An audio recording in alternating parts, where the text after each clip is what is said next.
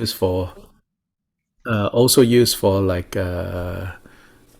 these guilds, like people who have the same trade. It's also called sangha.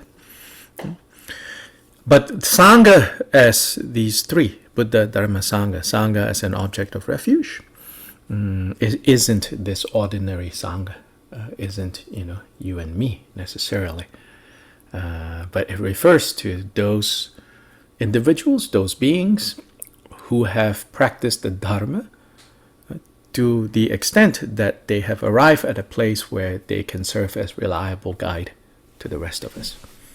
So that's the Sangha that we take refuge in. And insofar as these three, we say that they are the reliable objects of refuge.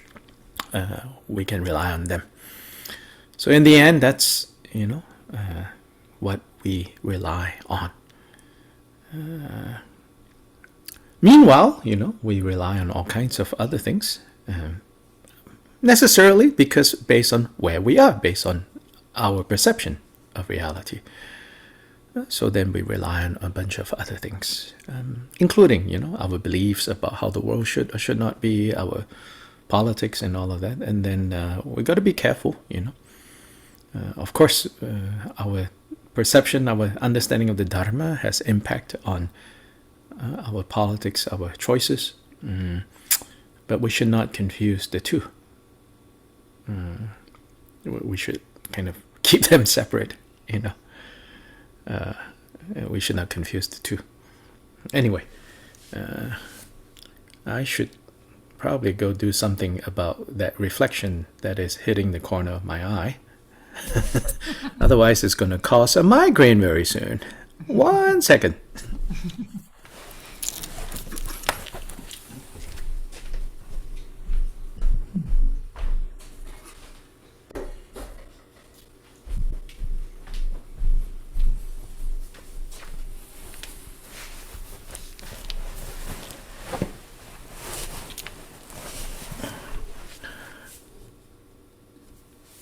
It's from a bottom of a bar stool in the kitchen.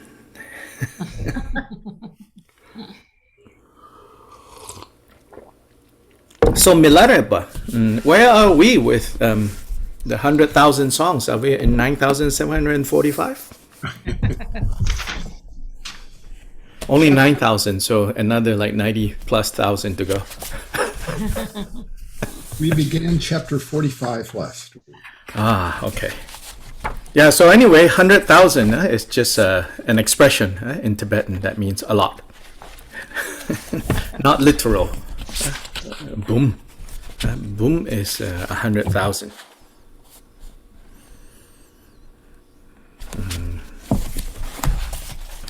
And including, like those of you who know these practices called preliminary practices, that they might say, you have to do one boom, 100,000 of this practice.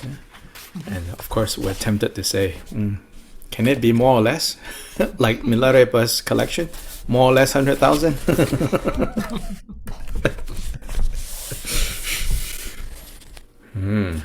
So you all started on 45, okay. This is the miscellaneous section of this collection, right? This collection consists of 3 cycles. Cycle meaning like collections. Cycle 1, if you look at the table of contents, cycle 1 tends to contain elements of the supernatural that Milarepa was dealing with. So it's shown in cycle 1, he was not only interacting and teaching human beings, he was also interacting and teaching non-human beings. Of course, human beings also figure in the first cycle, which is 8 chapters.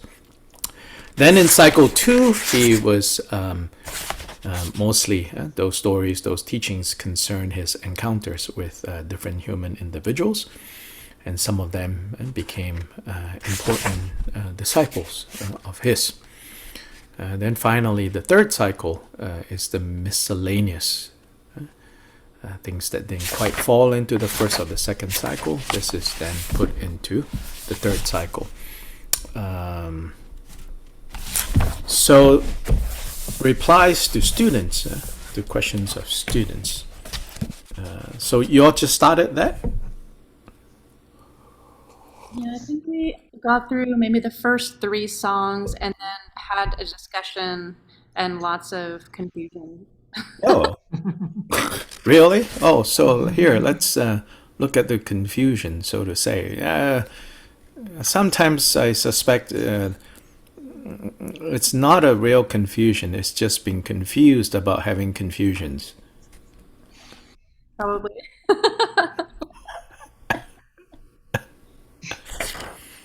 So need to develop some confidence and pride, in a good way, divine pride, Then you have less confusions about being confused. Sometimes too much emphasis on, how great the masters are, how great the past is, and all of that, Then when we do understand something, we say, maybe I'm not understanding, Then you're like, I don't know, do I understand?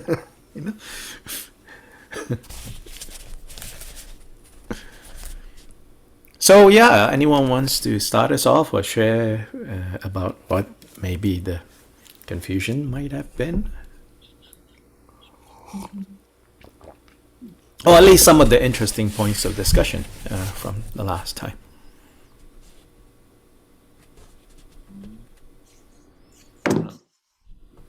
Oh, no.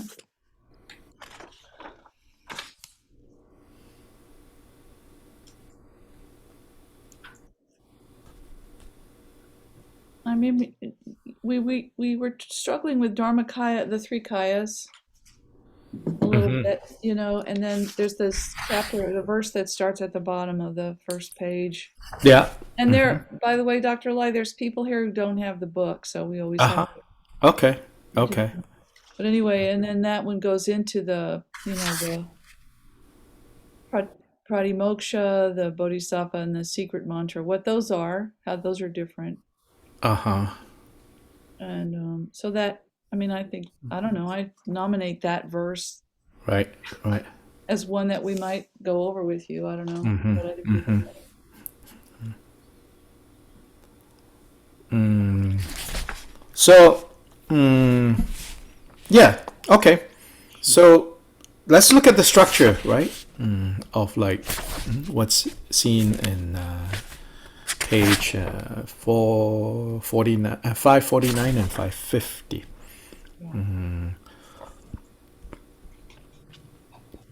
So Rechungpa, his main disciple, asked him for an instruction on what to do with the three dimensions of being, here called the three gates. Three aspects of our person, which is the physical aspect, the verbal aspect, and the mental emotional.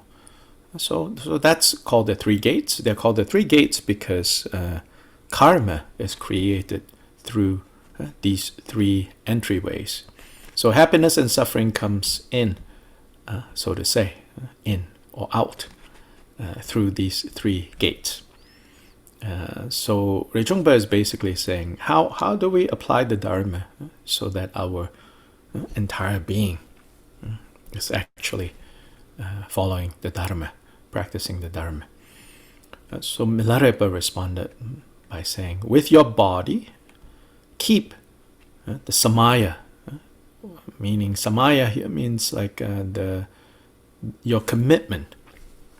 Keep your commitment of non-conceptuality. With your speech, sustain the conduct of a buffalo. With your mind, look at the unborn nature of mind.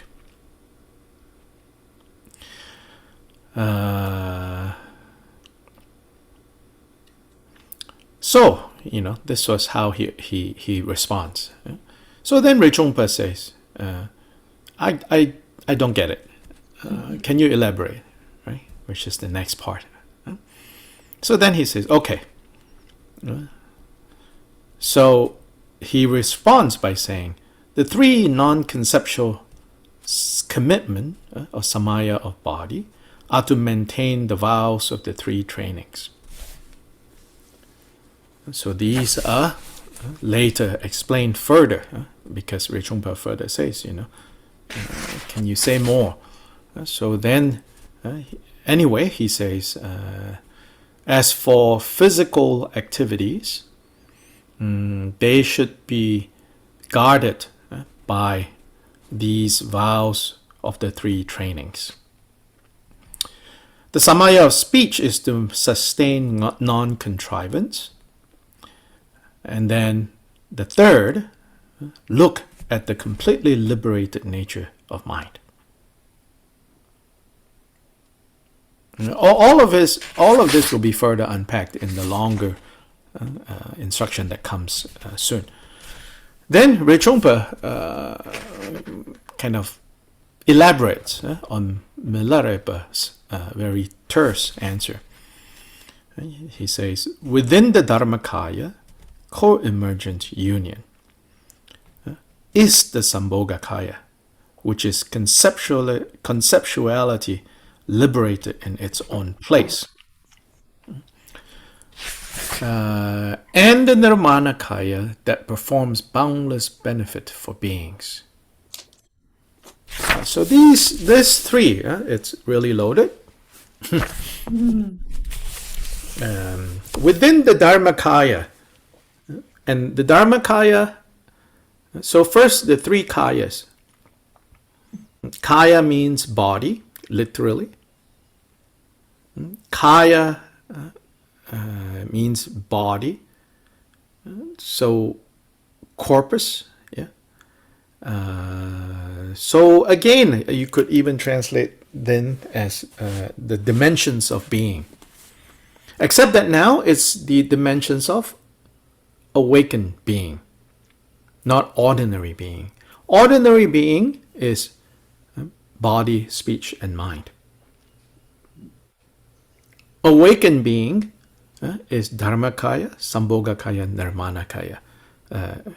The relationship is Nirmanakaya is linked to body, Sambhogakaya is linked to speech, Dharmakaya is linked to mind.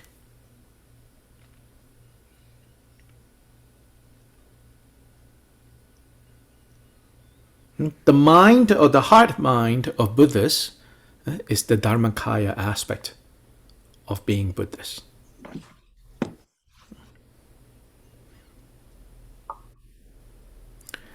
The speech aspect, which is also related to subtle energies that sustain the body, that keeps life going. In terms of that, in the Buddha, in an awakened being, it's Sambhogakaya. Classic descriptions of Sambhogakaya is that these are ways and forms that Buddhists spontaneously, naturally manifest,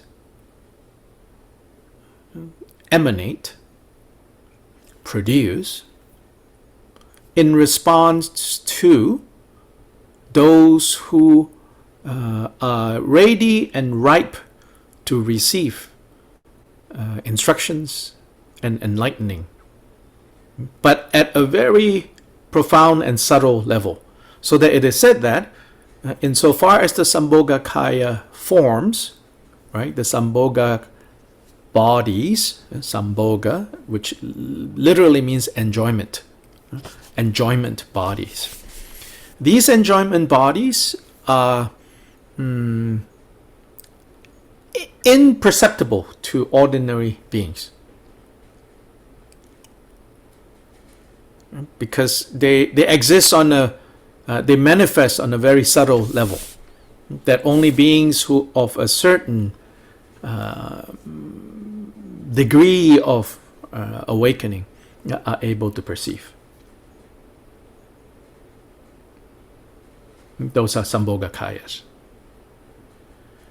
Then Nirmana Kayas are, literally Nirmana is emanation. And so these are referring to the same principle of awakened beings manifesting to instruct and guide others, but at a level that you and I have the capacity to perceive. So Samboga Kaya and Nirmana Kaya are basically higher and lower forms of manifestations of the awakened mind for the purpose of liberating and instructing other beings. And it is having realized the Dharmakaya that makes the Samboga Kaya and the Nirmana Kayas possible. Then at the end, they are not three things. They are one awakened state, but simply these divisions are made for our purposes. It's because we need concepts, right? It's because we want to arrange things in a way that helps us kind of see in a more linear way, because that's, generally how we understand things. So to communicate this extraordinary state of being a Buddha, to be awakened, Buddha explained it in terms that understandable to us. So you have these three kayas.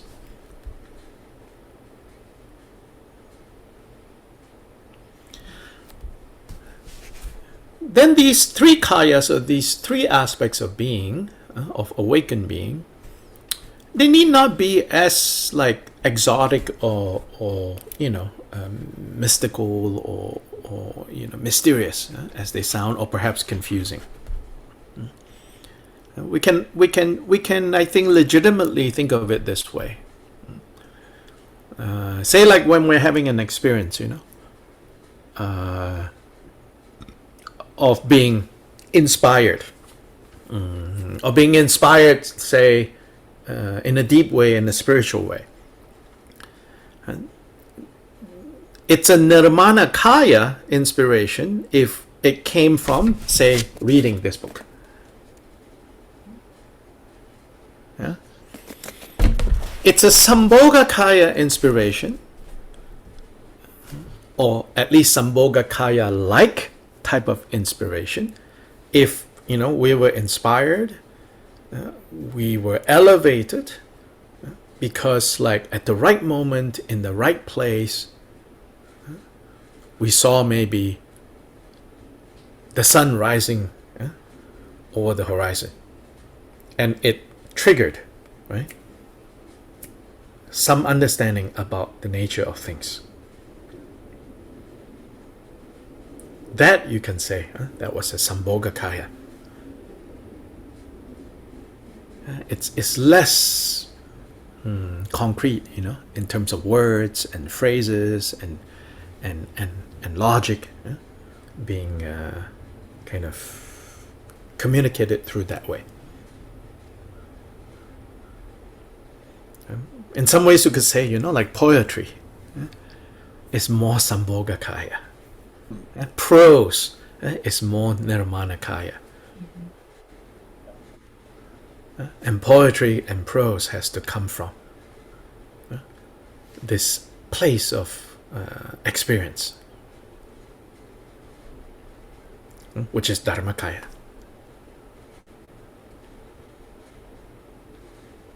So these three kayas, can be kind of seen in many instances.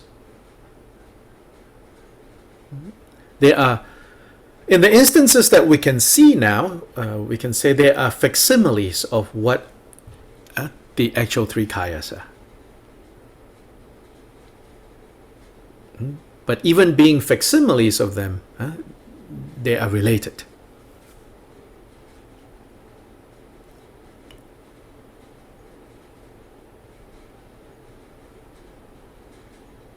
Questions?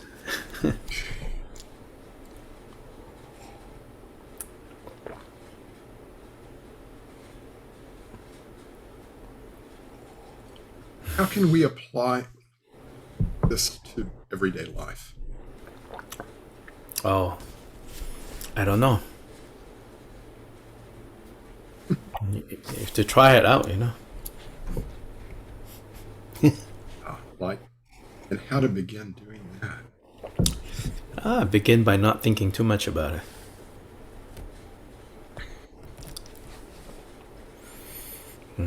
You cannot pursue it, Insofar as practice, it's actually very simple. Yeah, the 10 non-virtues we work at, getting rid of. They are opposites, the 10 virtues we cultivate. Through doing that, you will realize your Dharmakaya, and then out of that realization arises Samboga Kaya and Nirmana Kayas. No amount of talking about the three kayas leads to the actual arising of the three kayas, or the experience of the three kayas. Well, certainly Buddhists have spent a lot of time talking about the three kayas, for sure. Yes, there was another question or comment. So I'm thinking in terms of a way to look at bridging the gap between the conceptual and the non-conceptual. It's attempting to capture. Yes. And Jim really helped with his question. Is that kind of where we might be headed with this? Yeah. And then specifically that, you could say Nirmanakaya is the awakened state relating to us within conceptual modes of communication and being. The Nirmanakaya. That's the concrete manifestation. So traditional lists of the appearance of Nirmanakaya would be, they say, well, it's like, the prince who became Buddha, 2,500 years ago. That's an instance of Nirmanakaya, and in fact they call it the supreme Nirmanakaya. So again, there are many categories of Nirmanakaya. So they said that is an example of a supreme Nirmanakayas, because there, that Nirmanakaya aspect revealed the whole extent of everything that is possible to teach. Siddhartha, who became Buddha, did the whole, the more fullest extent of a Nirmanakaya. Then they say there are also Nirmanakayas that arise in the form of like sacred images, and they say those are also Nirmanakayas. Because these sacred images, these paintings, these sculptures, these representations of Buddhas have the power to instruct.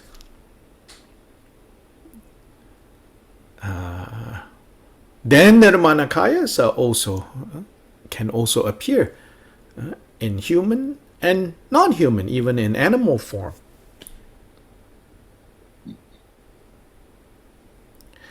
Dharmakaya is non-conceptual, and Sambhogakaya is kind of a bridge between these two, a kind of a middle point between these two.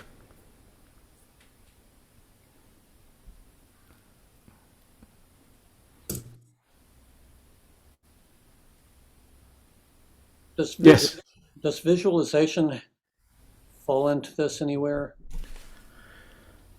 Say more. Well, in sadhana practice, you spend a lot of time visualizing the imagery, visualizing a mandala that has some kind of resonance in the practice. But is that part of the Nirmanakaya, just a mental? I mean, you're working with Nirmanakaya forms, Yeah, in visualization, but not directly, related to the three kayas.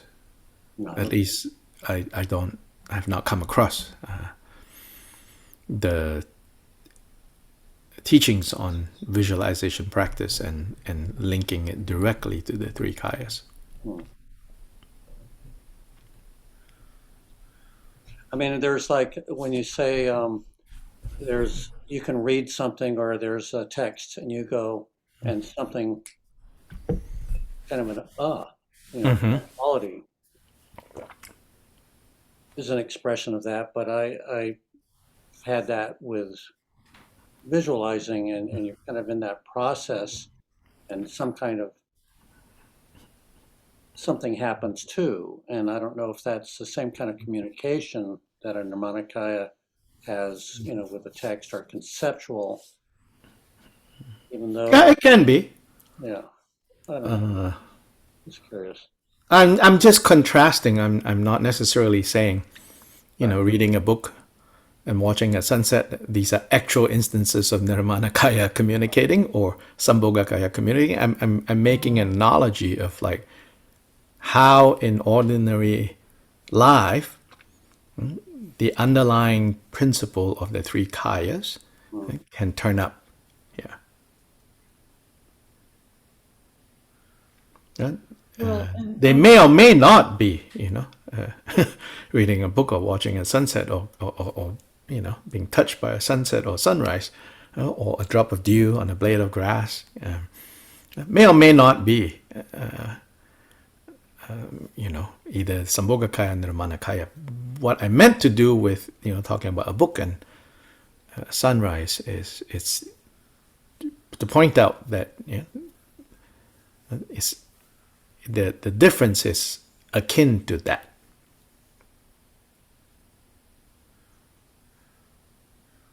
And can I ask about? Yes, please. Well, I'm hearing you say, and maybe I'm wrong, but that these are descriptions of how we experience the world that are true. That's actually going on all the time. It's not some state we're trying to get at. It's like we have direct experience and we have indirect experience and we have we learn from other people and stuff like that. But also, my question is, you mentioned sacred art and images, and I wonder if just any art that is from that place of non-concept, but all kinds of art that has this way to bypass, structurally, yes. Yeah. What I was saying about the sacred image is specifically mentioned in the text that those are Nirmanakayas. Yeah. Okay. Yeah. If we want to go from there to other types of art, then yeah, of course the principle is there, but you're on your own.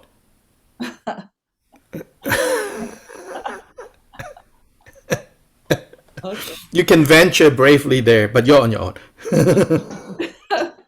Thanks. But of course, the organizing principle cannot be that different,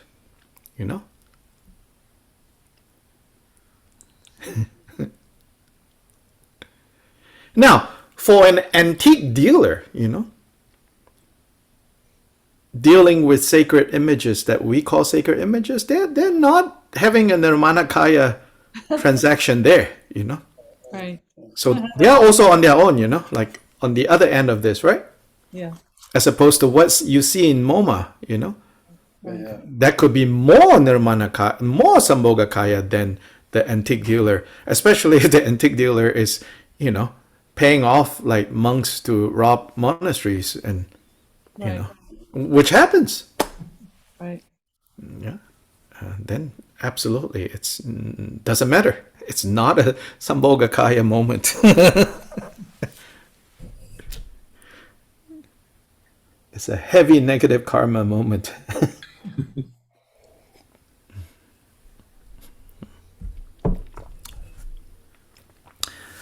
And so much so that, sometimes it's even said that it's best not to completely be uninvolved in the trading of images and sacred objects. So which means, I have a terrible business, Tibetan spirit. I mean, they do say, like, it's best to stay completely out of that business. I'm not unaware of the situation that I'm in. And the reason for saying that is, like, you know, it's to call attention to how easily we can, you know, kind of taint. Because, of course, you know, I can always say, well, if nobody is selling them, you know, how are we going to get access to them? Right? Yeah, of course, you know, that's also true. But then a specific kind of prescription of training is to say, you know, do not have your livelihood be involved in the transaction of these things that involve financial exchange. Is to call attention to how easily even something like this can turn into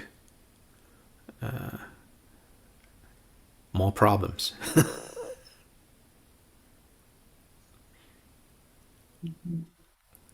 Now, if we come back here to the bottom, you know, Rechungpa is saying, within the Dharmakaya is the Sambhogakaya. So let's for now leave, you know, the qualifiers or the explaining of what they are.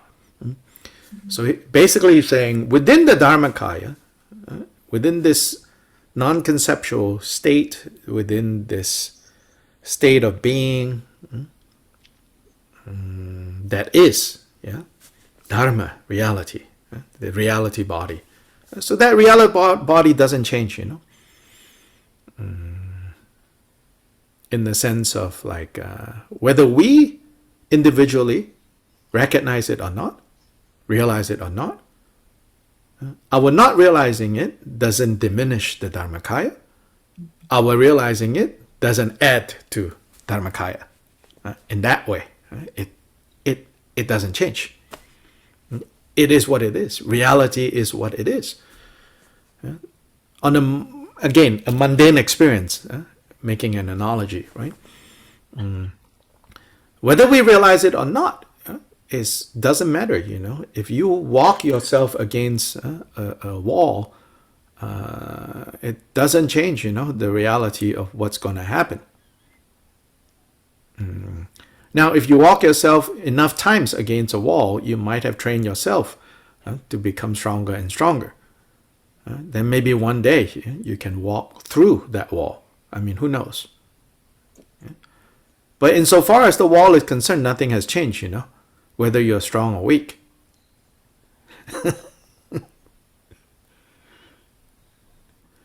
So anyway, within the Dharmakaya is the Sambhogakaya.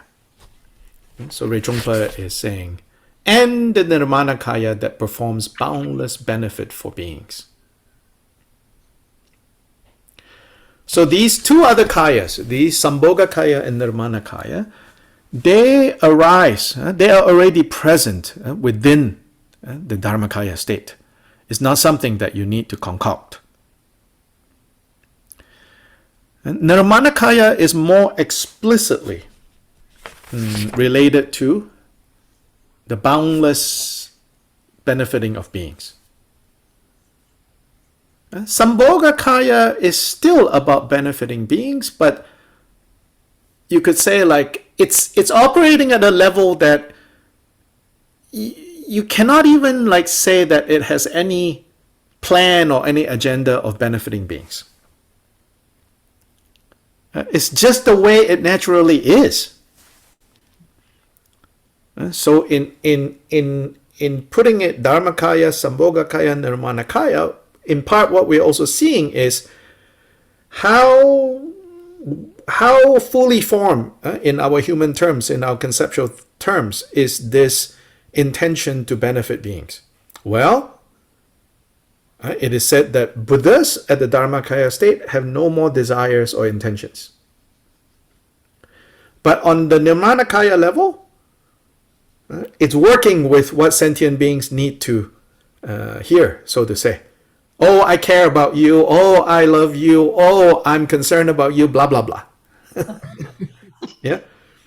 The Nirmanakaya level. Sambhogakaya level, there's no like articulating of that. Because it naturally is doing that. Dharmakaya level, you cannot say anything about it. So within Dharmakaya, Sambhogakaya and is the or are the Sambhogakayas and the Nirmanakayas. So the characteristic of Nirmanakaya, at least according to Rechongpa here, is the performing of boundless benefit for beings. Right? What is the characteristic of Sambhogakaya then? Okay, so here the translator has used this 2 dashes, right? Rechongpa says it's conceptuality liberated in its own place. Conceptuality is referring to this subject-object operation of the mind. Every moment of being, of perception is conceptuality. But here, unlike you and me, our conceptuality produces our samsaric reality. But with Buddhas, each moment of the arising of mind, of each moment of consciousness, each moment of cognition is freed in its own place, meaning it is not tainted.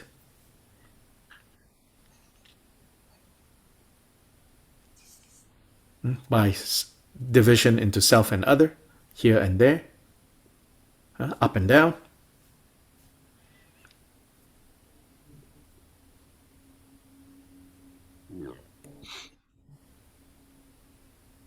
What is Dharmakaya?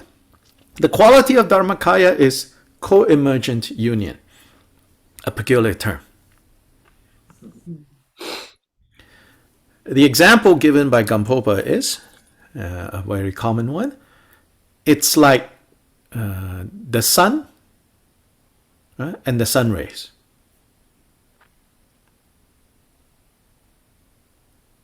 The sun in the sky and the sun rays that reach us. What is co-emergent? What emerges together is you cannot have sun without the sun rays. And you cannot have sun rays without the sun.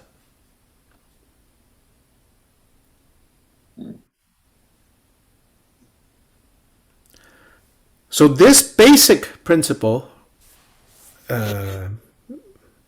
turns up in various places. One, there is no Dharmakaya that doesn't have the Sambhogakaya and Nirmanakaya. The Sambhogakaya and Nirmanakaya are the sun rays of the sun.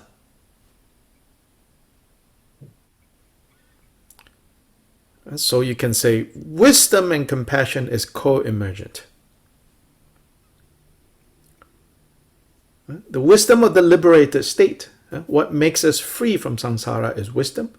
But that wisdom is not really wisdom if it is not endowed with love and compassion. And it is not really love and compassion of the Buddhas, Buddha-like love and compassion, if wisdom is not informing it. Then it's just more confused, emotional stuff. In another context, co-emergent, emerging together, is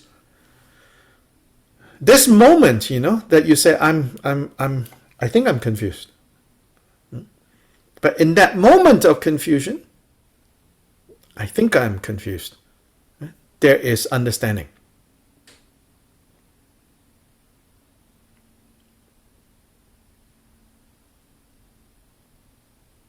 There is understanding.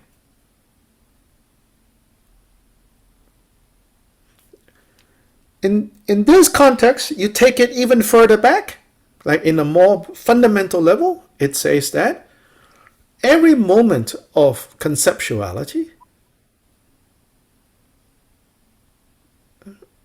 it's also showing us the moment of wisdom. This is not a play of words.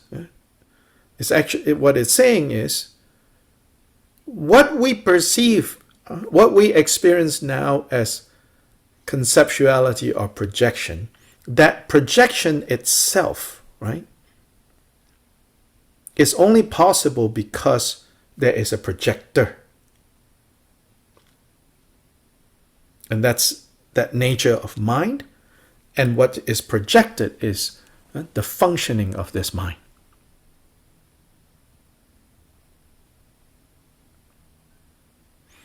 This has profound implications on how we relate to everything around us. If we see everything around us as problems, right, then there are problems. Right? If we're able to relate to everything that arises as fundamentally the arising of the functioning of this nature of mind, then it's not walking around going, there are problems, only problems to be solved.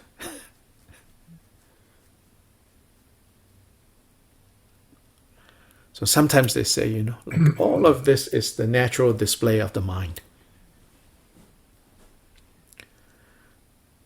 Yeah, it doesn't mean, like, oh, all of this is a natural display of the mind and therefore everything is fine. What it's saying is like, you recognize that they are all natural display of the mind, then sometimes the mind is more entangled than other times. Right? And can we handle the entanglements and the entanglements?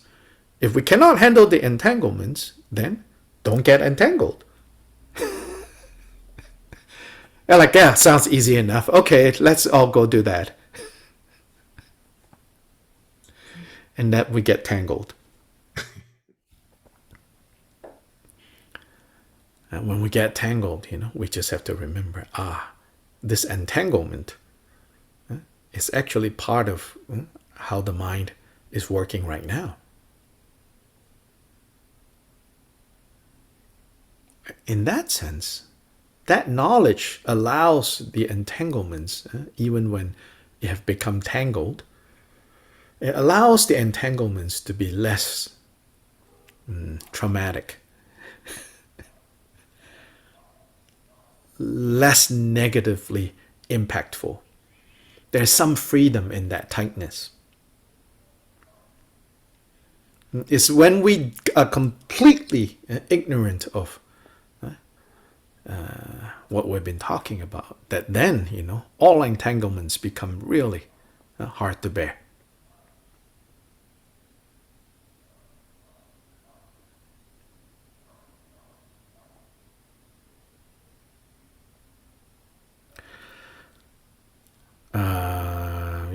All of this may or may not make sense. Large part of why it may or may not make sense is because the speaker may or may not understand what he's saying. So that's part of the problem. The other part of the problem is you need the right time,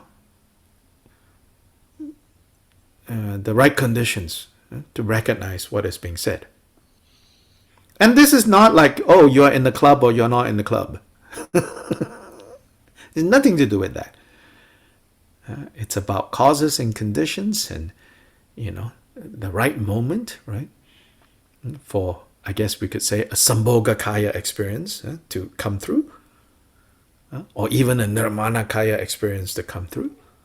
That it cannot really be forced.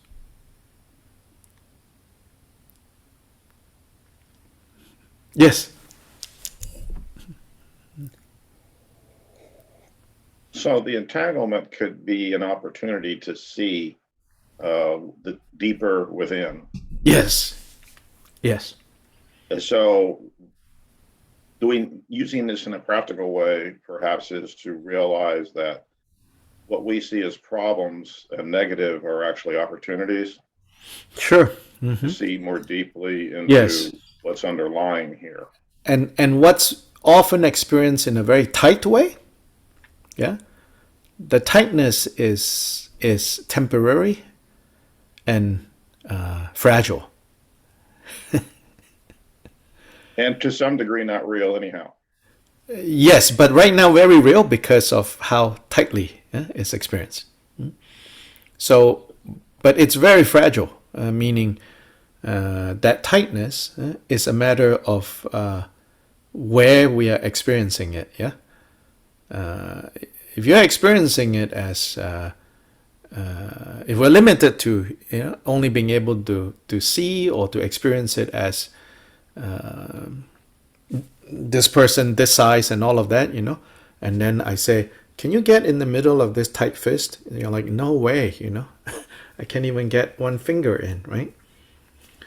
But if you can be kind of turn your perspective, right, into these germs, then, oh my gosh, that's like a whole universe in there, they're all like having a jolly time doing a Bollywood, show and dance and all of it in there.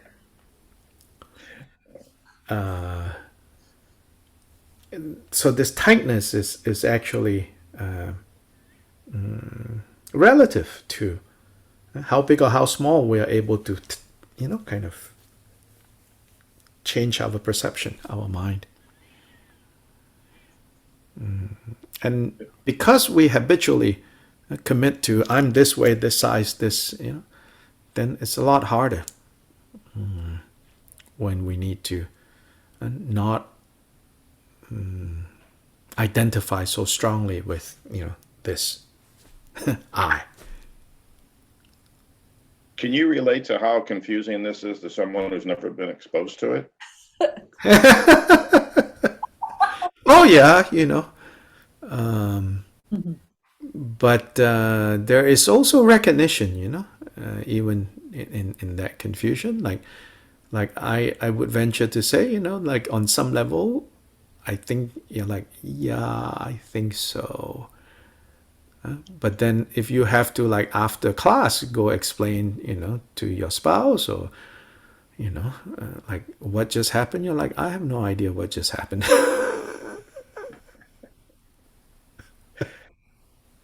I think we need an explainer between you and us.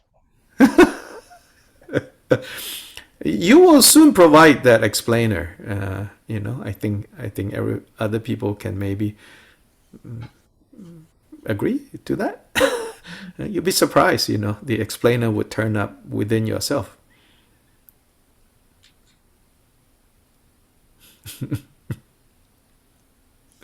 And these, we're at like chapter 45, it's not like there's a progression, by the way, whether it's chapter 1 or chapter 48, but it's more that majority of the people in this group have gone through 45 chapters of, confusion, and so now the confusion is a little less confusing.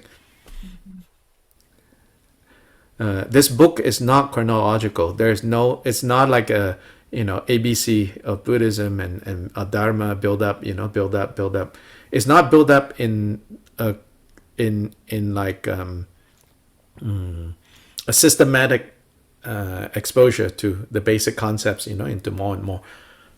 This is like we're getting snippets of Milarepa's exchange with his students, with random strangers. And so traditionally this text isn't read from cover to cover, although we tend to do that when we have books. Traditionally, this material is chosen by teachers, like wherever appropriate. This passage gets taken out and explained, or that chapter gets highlighted and shared and explained with students. Thank goodness. Well, we went into this last week, which we talked about the fact that we got confused because it's like, does this mean anything to us? Nothing. Clueless. Yes. But we can get to. So like on 550 at the top, right? After this kind of definition of the three kayas, and here, next on page 550 at the top, the ground, meaning the basis, of our training. What is that? That is translated here as revulsion. A strong word, revulsion, right? You're tired of it. And so then here we think that, it means like disappointed and sad, and if not angry, with how life has turned out, and so you have revulsion. But it's not talking about this. It's talking about even when everything is going well, you realize that this is not our true home, so to say. And that you don't get tricked into thinking, oh, I've arrived, But rather you have a recognition like, yeah, good when things are going well, and really sucks when things are not going well, but well or not well, yeah, you have an understanding that as long as, we are entangled, we're not free. So then, what do we have to do?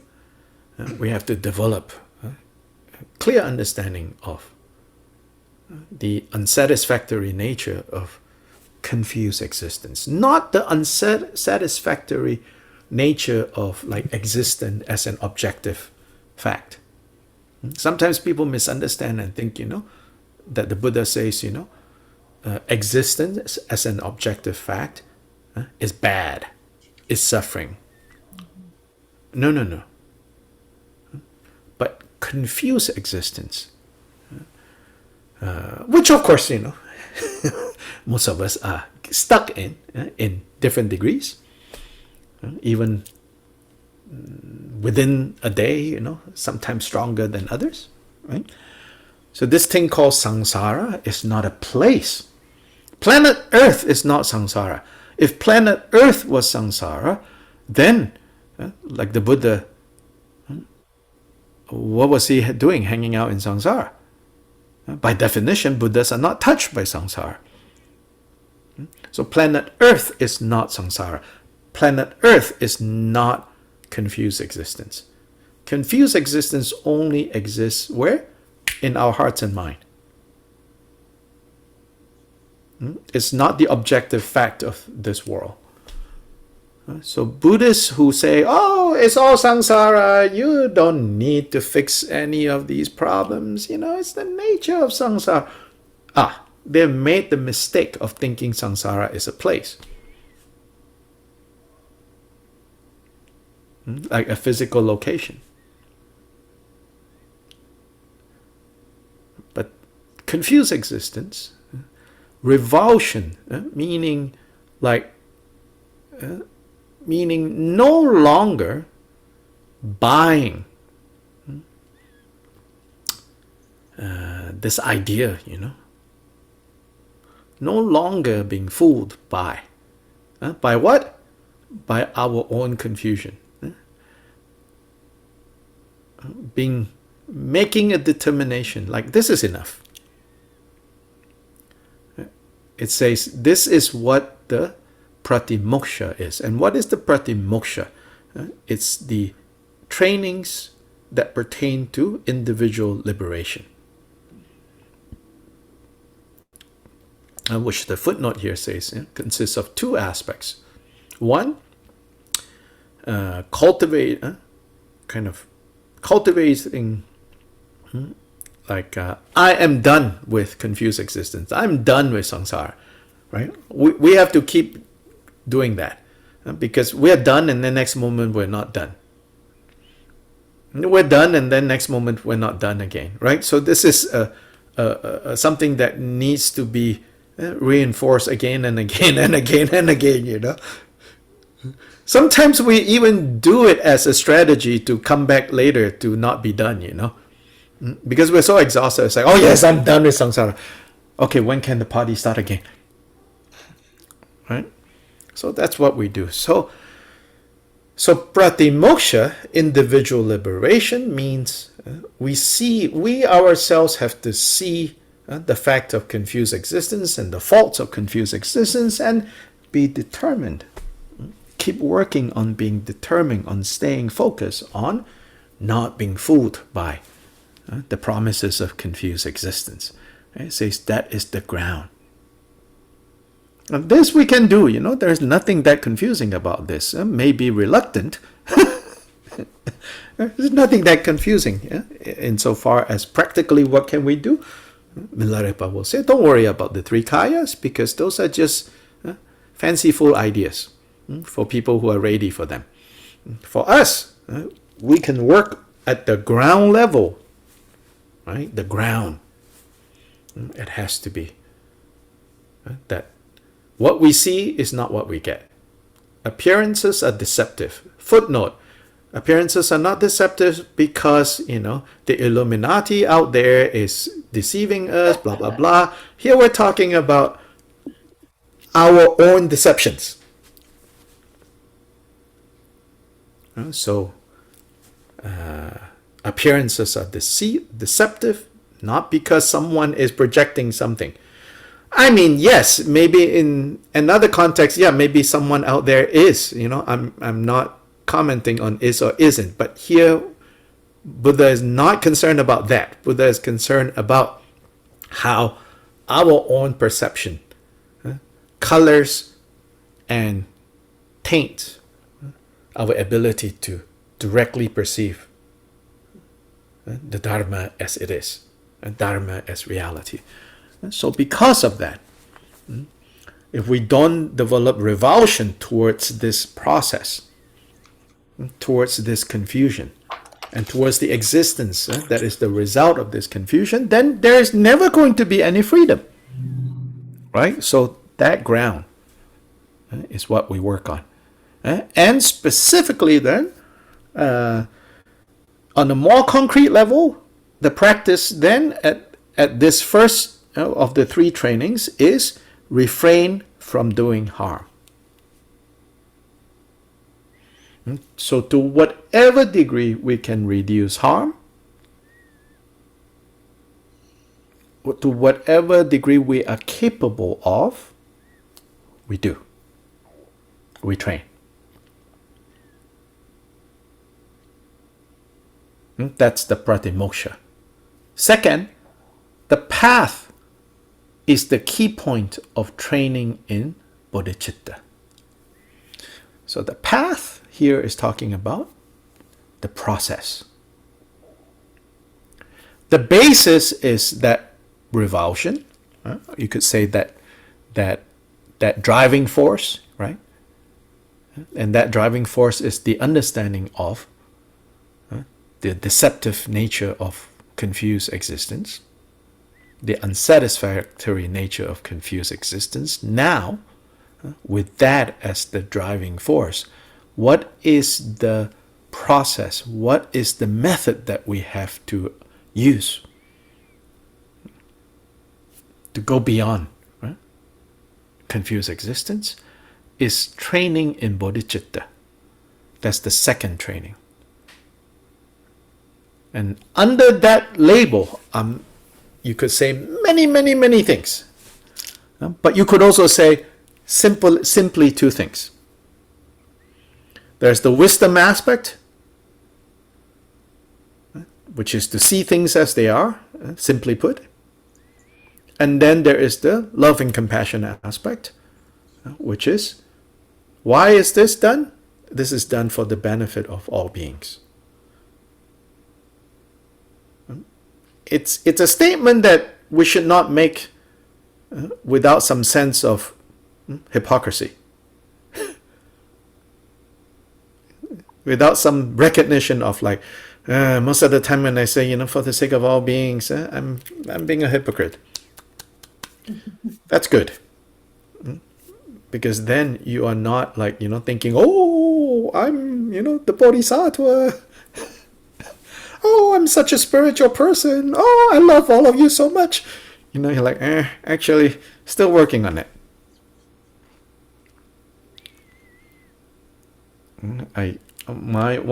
Some of you have heard this before, right? I said, when we talk about being a bodhisattva, it's such a big word, and it can be so inspiring, and then sometimes good, but then sometimes, we're just like, walking around, just subscribing to a belief and not actually putting it into practice. So to put it into practice, I've recommended, like at least for now, we can think in terms of to be a bodhisattva is to develop a stronger and stronger willingness and ability to be inconvenienced. That's somewhere we can start, What is my capacity to be inconvenienced? Don't misunderstand me. I'm not saying, therefore, go put yourself in all kinds of like dramas. You don't need to do that, right? To test to see if there is something to be said about, I'm not interested in that drama. I am walking away. That's part of revulsion, Sometimes we think, to be a bodhisattva means I should get into everything. No. It's to train in developing genuine care and concern for others. On the one hand, that's the love and compassion. But that love and compassion needs to be informed by wisdom. So part of that wisdom is also understanding how karma works.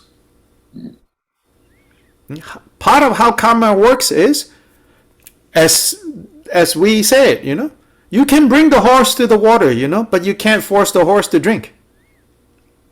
You can care about others. You can do things that translates your love and your care for others. But in the end, whether suffering or happiness is going to be their experience, you're not in control. But you don't give up on caring, on loving. But at the same time, no amount of your loving and caring, is really going to be able to force them into this or that. So that's part of the wisdom that needs to inform. There are more aspects of that wisdom. But all of this is the method, the path, the key point of training in bodhicitta. This is our main practice. So then all the other things like the methods, especially if you hang out at EBS long enough, there is Korean practice, Zen practice, and there is mindfulness, Thich Nhat Hanh Way, there is Theravada, there is like Tibetan, and then within Tibetan there's this, that. In Theravada there's this, that, all of that, right? We can say all of it, is about bodhicitta. Whether they explicitly use the word bodhicitta or not, of course, you cannot expect all the different traditions to use that same vocabulary. But if the more you learn about what this path of bodhicitta is, this method, this process of actualizing the two bodhicitta, you will begin to see, actually, all Buddhist traditions have that. And in fact, all Buddhist practice is about the two bodhicittas, whether it's explicit or not. And don't be so smug, You say, in our tradition, we have that word. We directly identify that this is what the path is all about. We have just become very good at defining things. That's all. Not really having a direct experience of what this is about. And then it's also not that useful, right?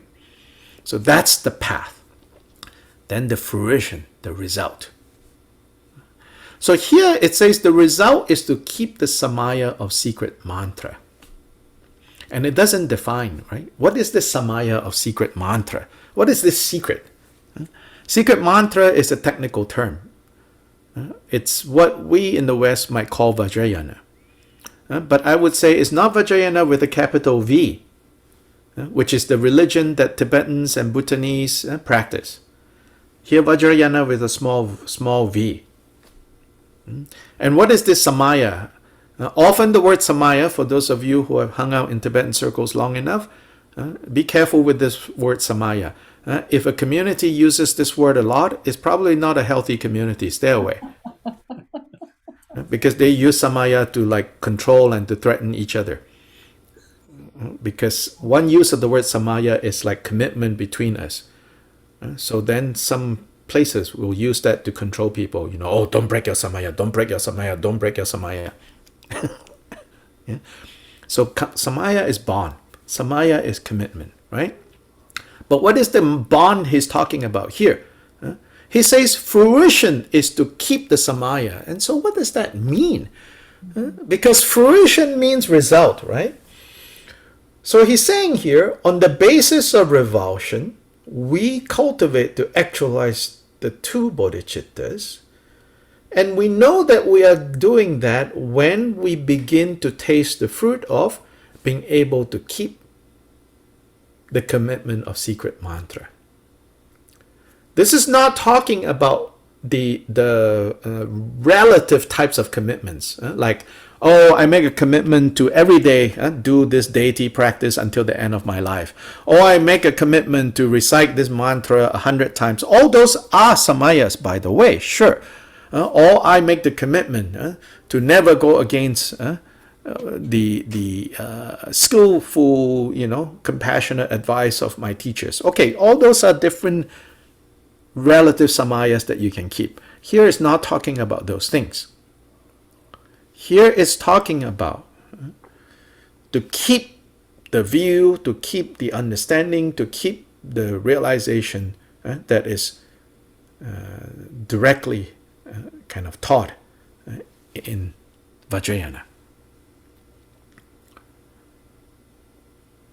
which is that one example of what are we talking about is the co-emergent nature of things.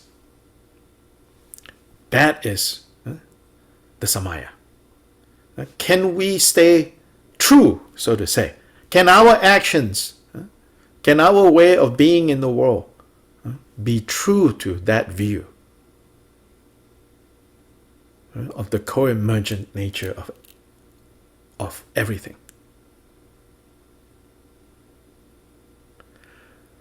If we find that we can do that better and better, more and more naturally and more naturally and more naturally, then we are reaching, we're starting to taste the results, the fruits of our practice.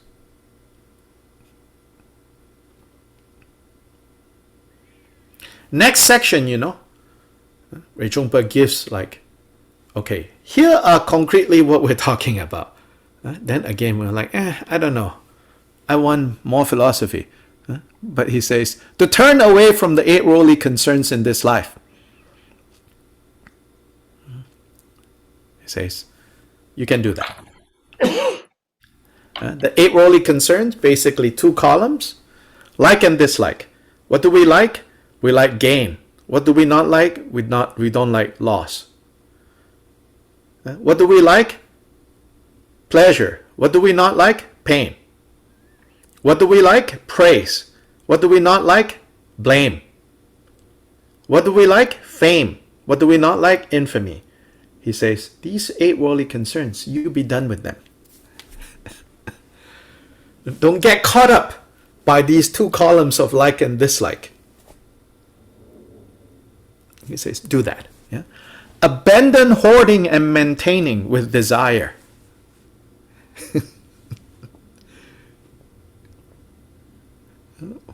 Perhaps one way to maintain this, maybe not the most skillful way of abandoning hoarding and maintaining is every year, move.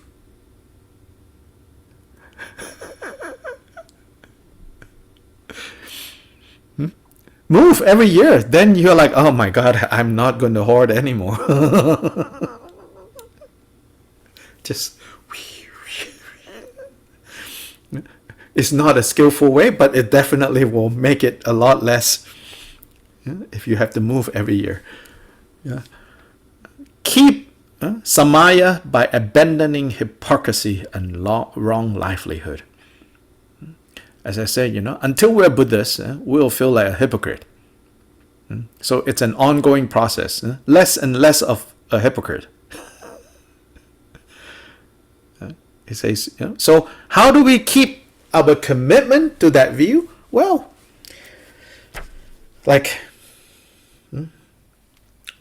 reduce that hypocrisy.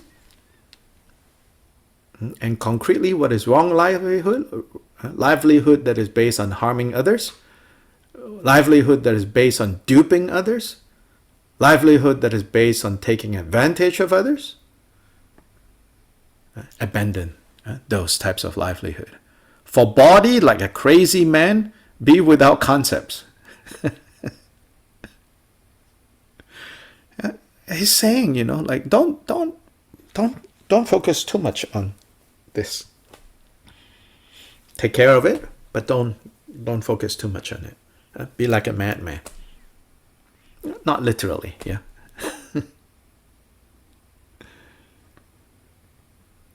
And this is where I think, like we need to find, where that line is for us. Some of us, we have very delicate health, then we need to pay attention. But in paying attention, we have to pay attention with skill. Otherwise, in wanting to, have a better body, physical health, so that mental health can be more easily managed. But sometimes in an effort to do that, it becomes a false god, so to say. Then we're taking refuge in the body. The opposite would be, this body, doesn't need to care.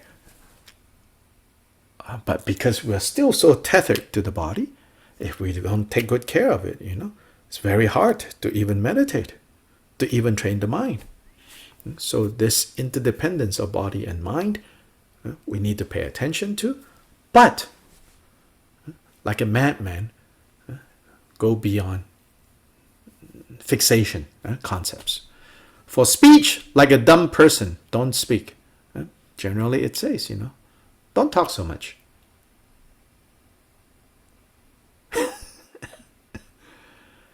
It's very hard for Americans.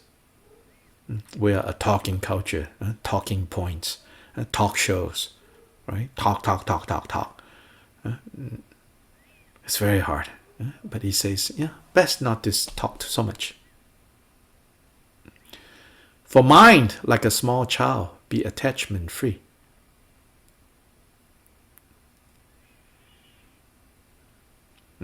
An older child, that's different. Here is talking about how, a child at this, at the age of like, before 3,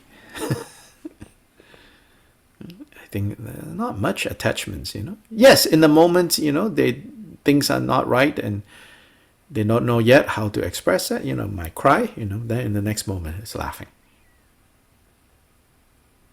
Right? In that sense, be childlike.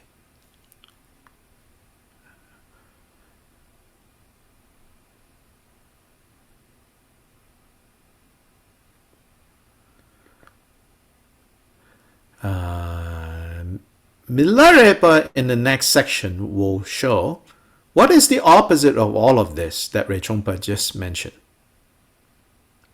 So that's basically that next section.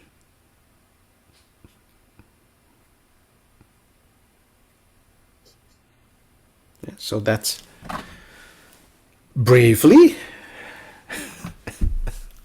a page and a half of chapter 45.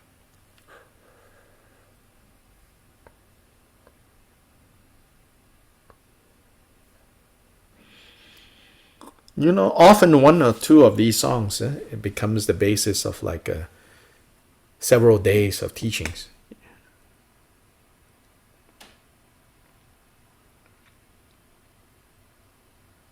Yes, so for your own kind of engagement of this text, it might even be just like, every day, just go like that and go, what?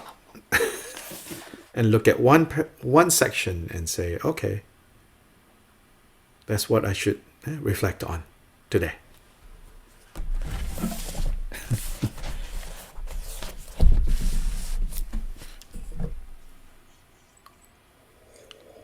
And I say that also it's my experience that it doesn't make any sense right this minute, but who knows when.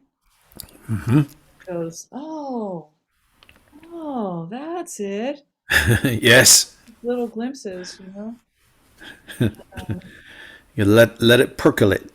Let it percolate. And I remember you said to us when we first started reading this book, because we were nagging you about this, every definition, every list, and you said, you instructed us to read it like a poem, let it wash over you, and don't worry about Right. details, but just do a lot of that, letting it just wash Yes. over you, and that's worked. Yeah, good. It kind of like it saturates, Then what catches. Yeah. What doesn't catch, not time yet. Oh, right. Yeah. Yeah.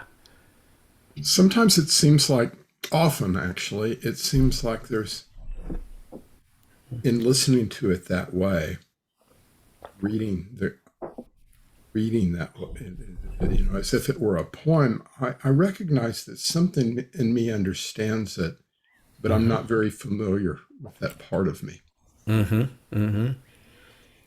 You'll make acquaintance with, all the strangers.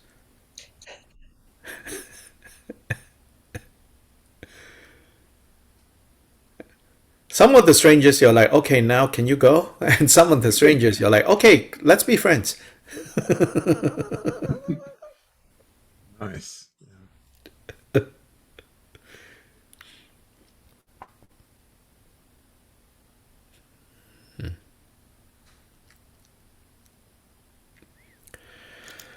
So I think today we will end here.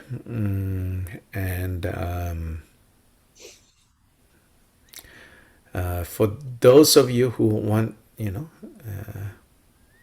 to, let's see.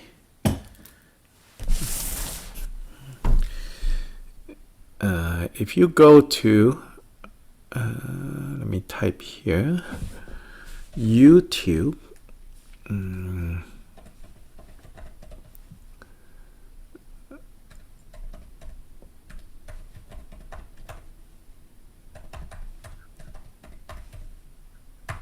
I'm not sure how familiar you are with, how YouTube is organized. So I'm sending a link.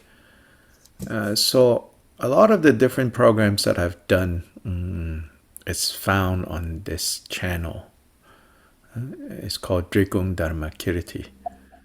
This channel. This link may or may not work directly like this, but if you go to YouTube and look for Drikung Dharmakirti, there is a channel of all the different programs that I've done.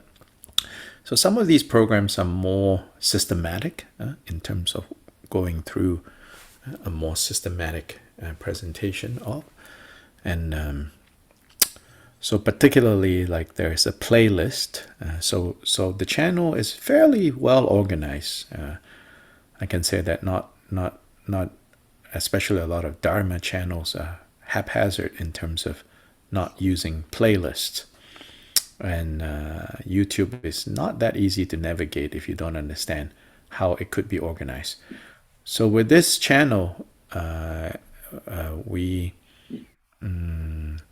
have tried our best to be disciplined about playlists.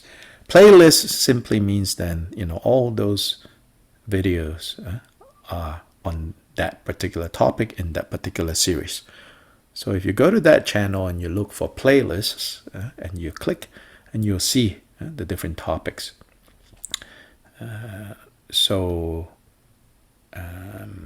There's one on the 7-point mind training. That's pretty systematic in terms of presenting a cohesive approach to Buddhist practice. Some of these programs are longer and some are shorter, some are ongoing, like the Entering the Bodhisattva Path, which is a class on Shantideva's Bodhicharyavatara. That one is ongoing. Now we are in class 57 or 58. And there's another series that's just been completed now. There's like over 100 classes. So long and short, there are different playlists there. So, if you ran out of cats to watch on YouTube, if that's possible, or at least if you got bored after watching the 70-second cat YouTube, you could go to Drikon Dhammakirti and see if there's something else that might be helpful there. Thank you. Yeah, so I will see you all maybe next Sunday. Oh, That'd great. be nice. I think.